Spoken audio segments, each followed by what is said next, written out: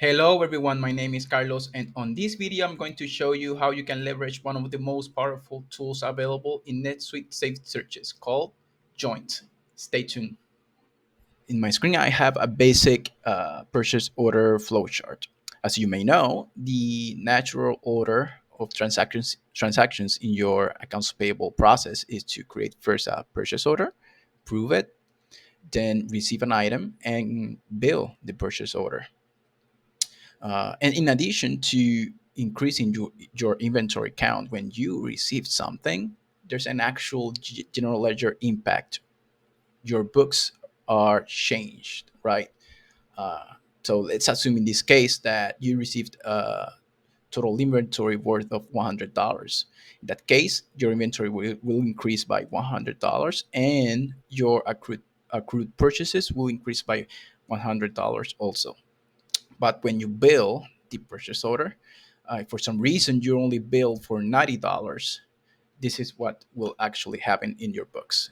Your inventory will be overstated by $10, and your accrued purchases will also be overstated by $10. $10.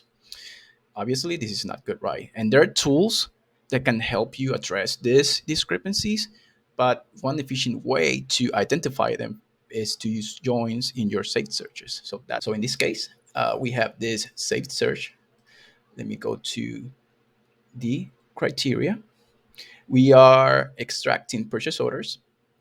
We are not using main lines and any of these other lines right here. But in results, we are creating the so-called join. So in this case, um, I'm extracting the document number of the item received and the document number of the bill created. And I'm also extracting the amount of the item received here and the amount of the bill. How am I doing that? Well, one cool trick is to use the options at the bottom of your results right here.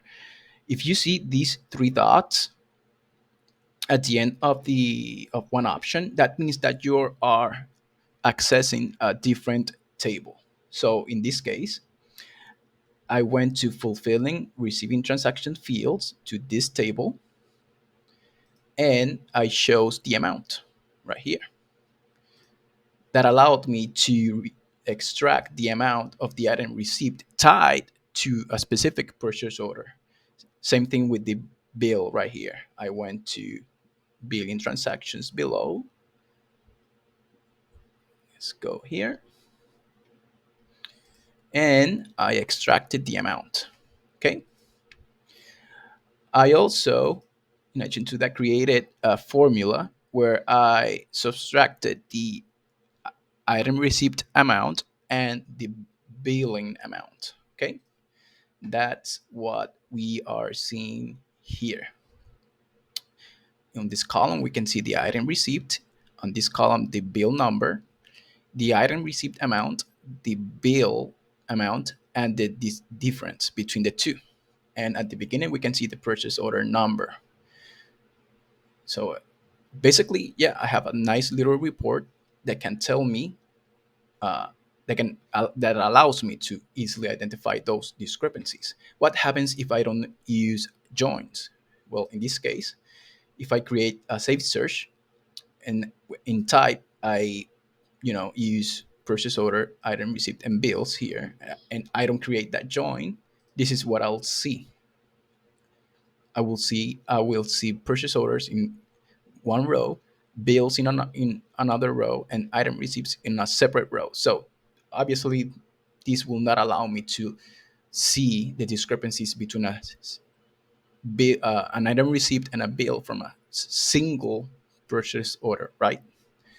So that's basically it. In addition to, and you can use joins uh, for your accounts receivable process, sales orders, item fulfillments, and invoices to identify discrepancies, to identify issues with timing.